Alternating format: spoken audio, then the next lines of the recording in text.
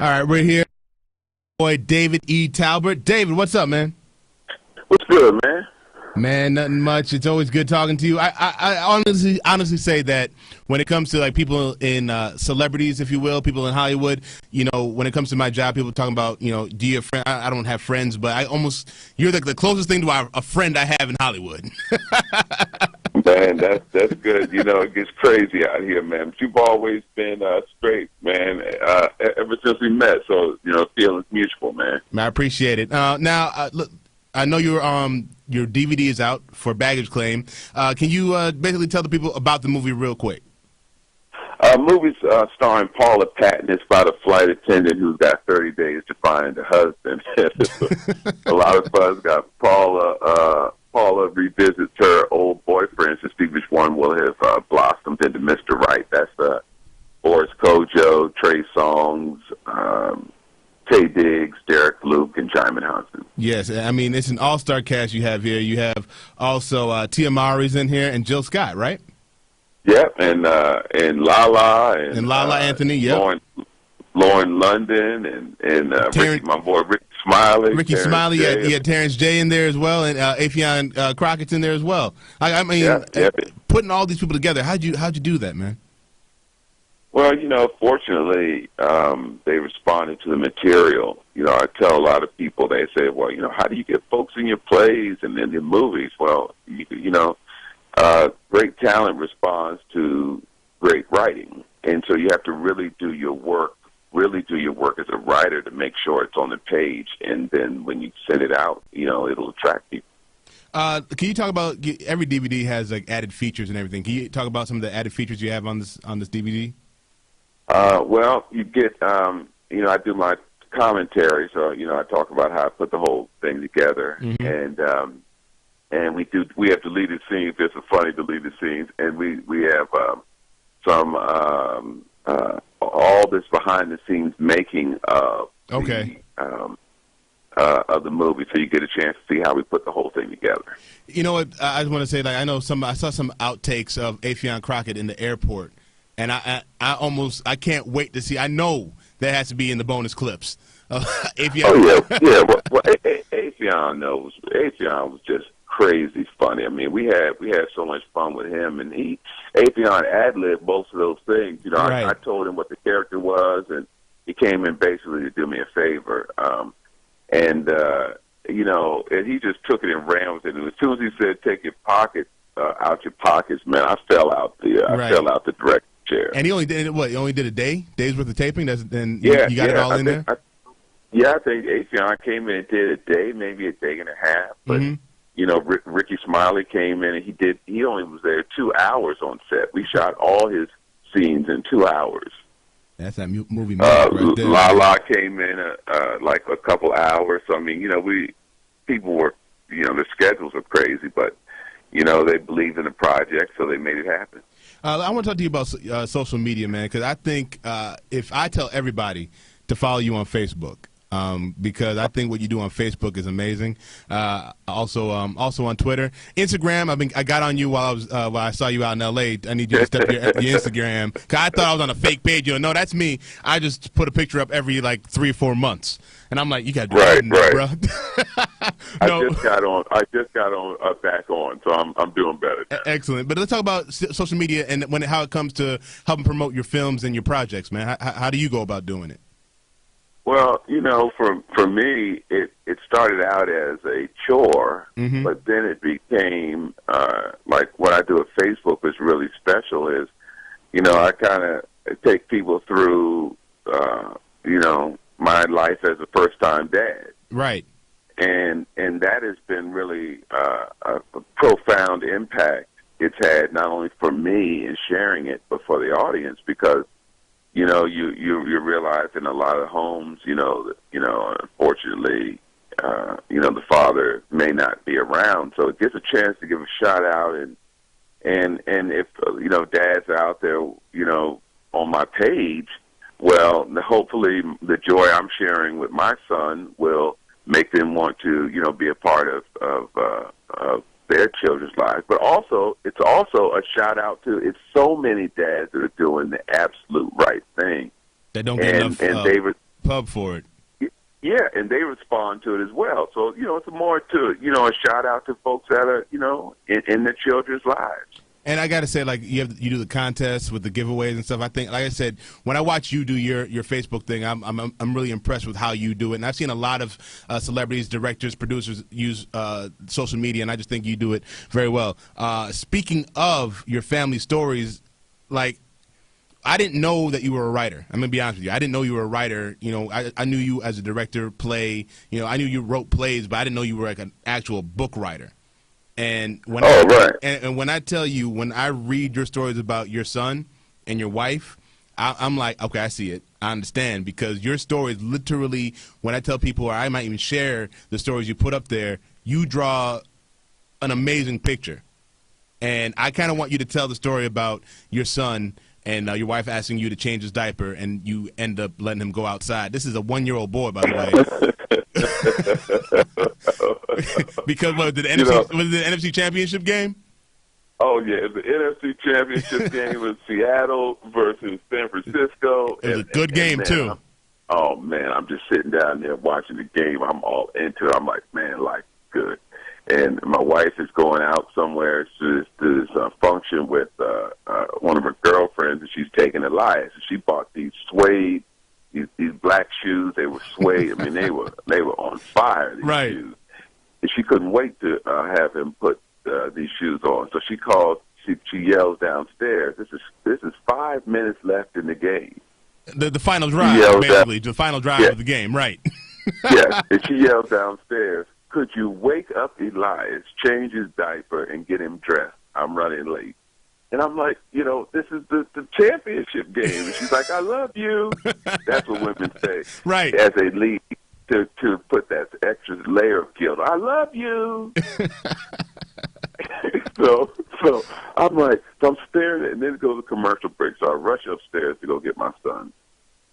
And I'm like, I can't even find any of the clothes or whatever. Of course not. Going on. You're not supposed to. Here, and I'm hearing the commercials, and I'm hearing, I think Troy Aikman come back on. I'm like, oh my gosh! So I snatch him up. Right, we're back in Seattle. Good Lord. yeah. And I see the shoes. I slap the shoes on him, get him dressed, and race downstairs. And so there it is. Here we're like 2 minutes left. Kaepernick is making his way down. Right. And now my boy is getting into everything. I'm like, Elias, stop. No. Stop. He's in everything. I'm like, oh, my God. I'm like, okay. I'm not going to be able to watch the rest of this game and watch him. He loves going outside to play. and it's right outside. Is he even 1 year? Is he even 1 year old yet this time? He just turned one. He's like he's like 1 year and a week old. And you about to put this boy outside in the yard. I love it. Go ahead. Right, and it's right outside the window, so I can see him. He loves doing it. So I'm like, what am I going to do here? I said, I can't do both. So I said, little buddy, you want to go outside and play? And he just smiled. So I lift him up. I put him outside. I'm finishing watching this drive, and I'm like, oh, down. Like, oh, they missed it. It's an interception. And then Lynn comes downstairs, my wife. Your wife, right. She's like, okay, I'm ready to go. Thank you, baby. Where's Elias? And I'm like, oh, my God, where is Elias? And I turn to the side, and he is in the middle of the yard. The sprinklers have come on. Yeah. It's muddy. And like in slow motion, she looks outside, and she like races out there to get him, scoops him up, turns him around, and he's covered in mud. Yeah. Not only his outfit, but the new shoes. Yep. Yeah. So 2 things went wrong. Right. The Niners lost. Okay. And I had to sleep on the couch. I understand. You're like, this didn't go my way at all. What just happened here? I get it. But that's the joy of fatherhood, and my wife and I laugh about all these things. Man, it's just it's a beautiful thing. Can I ask you what has being a father taught you? Like I said, I think we learned a lot about you through your writing and everything like that. So, since having a child, what has it taught you? it's taught me to embrace more of my imagination. Okay. And it's one thing that, that a child has imagination. I remember my niece, when I was hanging around her, she was 2 or 3, and I said, she said, look, she said, look at that up there, Uncle Dave. And I said, what do you see? And I said, there's nothing up there. She said, that's a bird, dummy. And so, bird. Why are you calling me so, dummy? So you got to remember sometimes that, sometimes you just got to look up and you got to say, hey, that's a bird, dummy. Right. You got to embrace your imagination. And that's what the creative process has always been for me. But sometimes when you get, involved in the business of it all and the politics of it all, you forget that it is your imagination that drives everything. So my boy, and hanging around him and seeing how he just plays with toys and says "vroom" and all this good stuff, it's reminded me that it's a bird, dummy. That you have to really embrace your imagination to continue to do what you do best. And has these stories, like some of the things you've written about so far on Facebook, is that influencing anything? Like, can we expect like a movie or a new book coming out soon, or something like that? When it comes to that these things have influenced. Well, I am. I'm doing a book. I'm doing a book based on the first year of being a dad. Okay. And I'm going to release it for Mother's Day. Awesome. Because it was the craziest thing that I used to think that, people would ask me about my plays and how I look at the things that I've created, my movies or whatever, and I would say, I would, get my voice, my playwright's voice, and well, it's like giving birth. Right. It is, you have these ideas for months, and then finally they tell you when it's time to give them birth. Right. And it wasn't until I experienced this with my wife and I that I realized that was the most ignorant thing I could have ever said out of my mouth, because nothing compares to birth. Right. Nothing compares to bringing a life into this world. Yep. Nothing compares to it. And so it is, this book is kind of a celebration of that, and also all of my crazy antics that have gone into. I'm looking forward to it. Please believe me, I'm buying that book. Just because, just of what you've written on Facebook alone, I know this is going to be a hysterical book. I can only wait for that. I cannot wait for that to come out. Well, the title that I'm thinking about calling it is "Just Don't Kill the Baby." That'd be it. That right. I think it'll sell like hotcakes with you and Elias on the cover. Baby. Yes. With you watching the game, trying to change his diaper. Now let me ask you this. We talk about all these crafts are like your kids, so I know it's hard to choose. But what do you love more, writing or directing? Writing. Is it the creative process of it? It's the creative, because writing is when the thought and the idea is the most pure. Okay. When you're directing, then it's a collaborative thing, and I love collaborating, but the creative process then becomes a collaborative one, which is wonderful. I mean, you're collaborating with the technicians, which are great, and the actors in the studio and the producers and all that kind of stuff. People are chiming in. But when you're writing, it's a one-on-one process. It is, when I'm writing, it's when I feel closest to my creator, because I am creating. Right. And it's a one-on-one kind of a spiritual thing also. Really? I feel like many times the master comes and sits and whispers things into my ear, and then my job when I'm writing is to be a conduit as much as it is a creator. My job is to service the work as much as it is to create and to download the ideas that are coming through me and then putting them on the page. Okay. No, and that can be that. And that is a very spiritual thing. So that's why writing is one of those things that is really magical for me. Now, when I hear about like songwriters talking about writing songs and things of that nature, it's almost like sometimes it just hits them to start writing. But when you're writing books, you're writing long novels. Do you have a place in your house you sit and just write? Do things just come to you and you write on a scratch piece of paper and then transcribe it later? How does that process come to you? Well, I think about it a lot. My process is there's a saying that I read by this writer that says, "What one feels deeply, he sees clearly. It's impressed upon the subconscious and worked out in minute detail." And that's how my process is of writing. It starts with what you feel first. Right.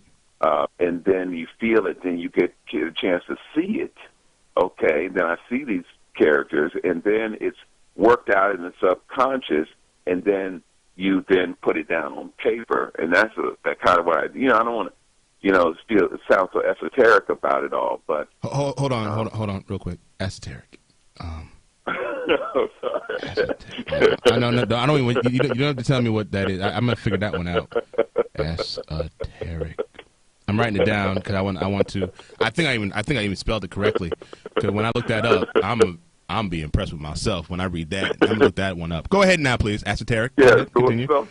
Sometimes it's not even all that. Sometimes when I was writing Baggage Claim, I wrote a scene where the character that Paula Patton plays goes and visits the character that Boris Kodjoe plays, and he takes her out on a yacht. Uh-huh. Well, so in the book, he takes her downstairs, and in the movie too, and they make love in a yacht. So when I first wrote that scene in the novel, I write the scenes, and after I finish writing all my scenes, I show it to my wife, and she reads it, and she lets me know if it's thumbs up or thumbs down.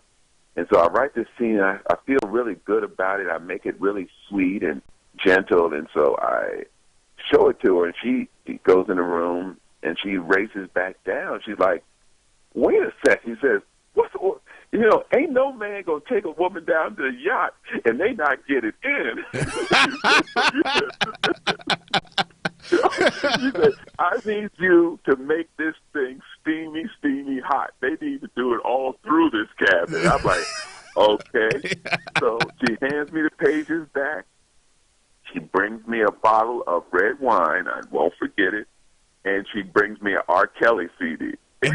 so I'm in my office with the red wine and an R. Kelly CD, and by the time I finish writing that scene, it is the steamiest scene in the book. Right, exactly. So sometimes that's the process. Right. Not spiritual. But that's kind of. I mean, I've met Lynn a few times, and I love y'all dynamic together. Is there ever a time where she gives a thumb down and you still go with it? Very seldom. Very seldom, because okay. I buck the system, of course, and I tell her she don't know what she's talking about, and I go in this monologue about how long I've been doing this, and I was doing this before I met you, and this is what I do. Right. And I go through the whole monologue. She could probably say it for me because I've said it so many times. You don't know what you're talking about. And then, of course, it always comes full circle that something triggers and reminds me or confirms that she is right. Then I got to go back to her with some flowers and a dinner date and apologize for that monologue. Right. And tell her how she was right.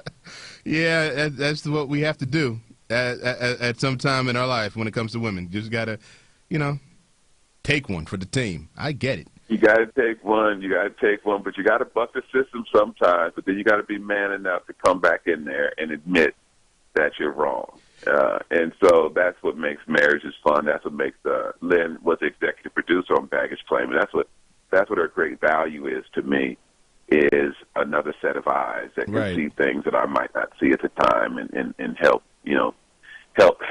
them go down in the bottom of the yacht and get it in. Get it in, exactly. Now I want to talk to you about some other things that are out there in Hollywood, especially Black Hollywood, quote unquote.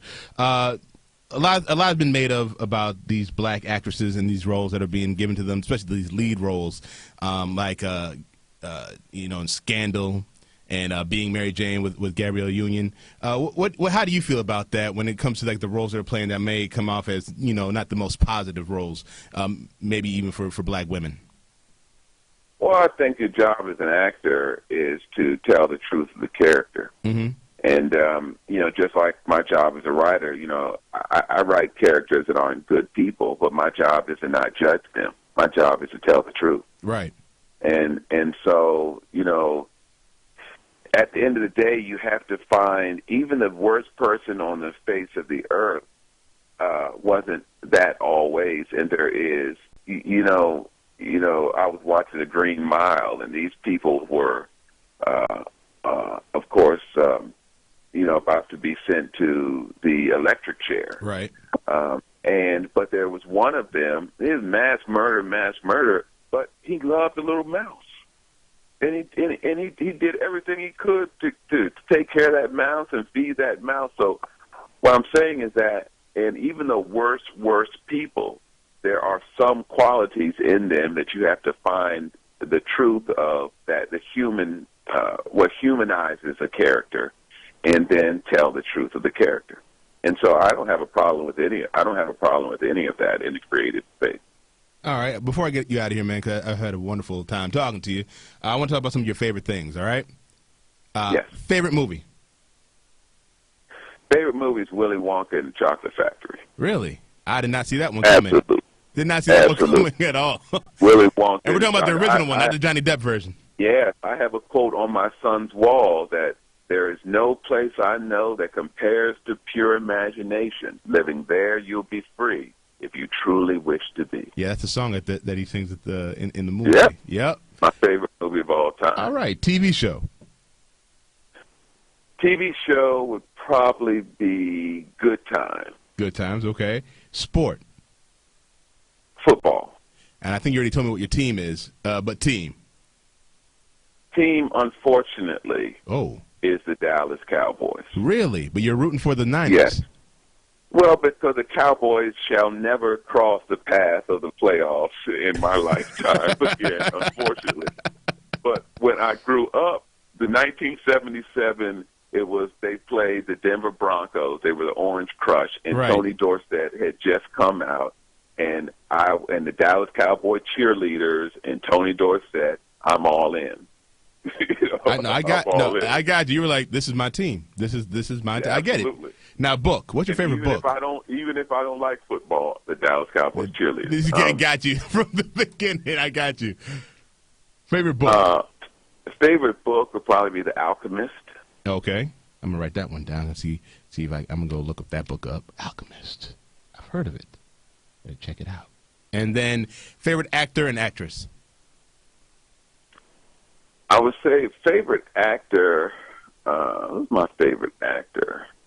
Who's my favorite actor? It's a good question. Who's my favorite actress? That doesn't have to be someone that you've worked with or not worked with, just in general. Yeah. I'm trying to figure out who is somebody that I can't. Morgan Freeman probably. Okay. Probably my favorite actor. There's been more things. He's been in different kinds of things that has blown me away. Mm-hmm. Lean on Me is probably my favorite role by him. Got you. But then the voiceover stuff he did in the March of the Penguins just ripped my heart out. So probably Morgan Freeman. Right. Yeah, and actress. Who is my favorite actress? My goodness. I don't know. The funny thing is when we've asked other people in Hollywood this question, that's a question that people have a hard time coming up with. Actor and actress. Because it's not enough sample size for you to really. I'm trying to figure out who my favorite actress is. I don't know. You don't know? Hey, that's okay. That is all right. And real quick, we had, before, it just popped in my head, me and Leon Rogers had a discussion on the red carpet one time, and he asked me, what's the definition of a black movie? I mean, what are you talking about? He goes, what defines a black movie? Because, we hear black movies, instead of just it being called a movie, we call it a black movie. What's your definition of a black movie? I said, well, I guess if all the cast is black or the two leads are black, what's a black movie? I'm like, well, I guess if the cast is black. I don't know. I don't know. As the director and someone in Hollywood, what defines, I guess, a quote-unquote black movie to you? Well, or you don't even like it, or you're one of those that hate the term black movie. Well, I probably, it's a black movie. I would say if there is such a thing, right. I would say it is the protagonist, the person who is driving the narrative is African American. So that would make Hitch a black movie. That would make Bad Boys, Hancock, Bad Boys. That would make them all black movies because the protagonist, the main character, that's driving the narrative, that's saving the day or saving the world or making it all right is African American. That's interesting. I really wanted to hear your opinion on that because because those are all movies that technically like white America will go see, and they think that movies that like a Baggage Claim or like a Ride Along or things like that was just stuff that black people are going to go see. So it's almost like maybe that's the definition. What do you think black people are going to go see, and maybe white people won't see? It's a very interesting conversation that we've had about that. Basically, hey man, I appreciate you taking the time. It's been really good talking to you. Hey man, it's always a pleasure, man, and looking forward to seeing you out on the carpet again, and, yes, and out at the press days and all that good stuff, brother. And most definitely will be out there to see you, man. And also, esoteric, I spelled it wrong. I spelled it ASATERIC. Esoteric is spelled ESOTERIC, and it's an adjective and intended for or likely to be understood by only a small number of people with a specialized knowledge or interest. So yes, sir, you did use that in the correct form. Thank you. Not a problem. I just wanted to double check on that. That's all. Esoteric. Ladies and gentlemen, it's David E. Talbert. I just want everyone to kind of get to know the man a little bit better because, like I've said to you before, I think you are one of the more underrated people in the industry, and I really enjoy any time I get the chance to talk to you. And I want other people to hear from you as well. My brother, now I get a chance to go wake up my boy. It's my birthday today. What? So I get a chance to go wake up my boy. And of course, I didn't know that. My bad, man. Happy birthday to you, bro. Thank you, my brother. So have a great day, man. Enjoy it. All right, man. You too, man. Peace.